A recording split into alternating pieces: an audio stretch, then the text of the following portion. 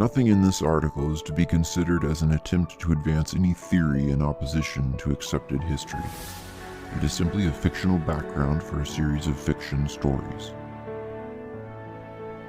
When I began writing the Conan stories a few years ago, I prepared this history of his age and the peoples of that age in order to lend him and his sagas a greater aspect of realness.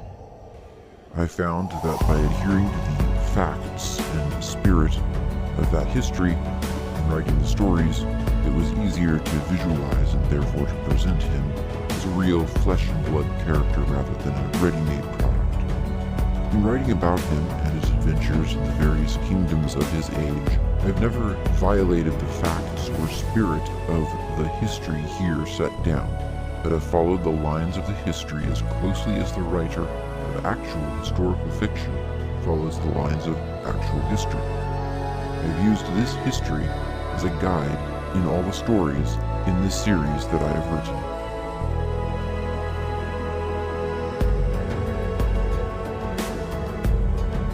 Of that epoch, known by the Numidian chroniclers as the pre-cataclysmic age, little is known except the latter part, and that is veiled in the mists of legendary.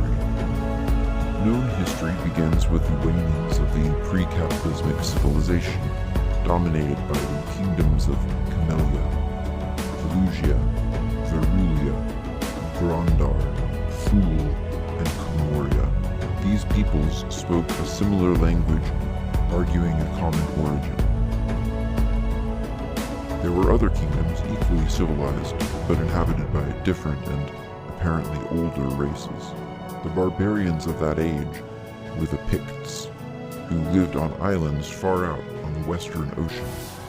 The Atlanteans, who dwelt on a small continent between the Pictish Islands and the main, or Thurian continent, and the Lemurians, who inhabited a chain of large islands in the eastern hemisphere. There were vast regions of unexplored land. The civilized kingdoms, though enormous in extent, occupied a comparatively small portion of the whole planet.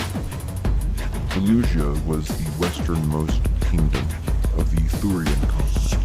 Grondar, the easternmost, east of Grondar, whose people were less highly cultured than those of their kindred kingdoms, stretched a wild and barren expanse of deserts. Among the less arid stretches of desert, in the jungles and among the mountains, lived scattered clans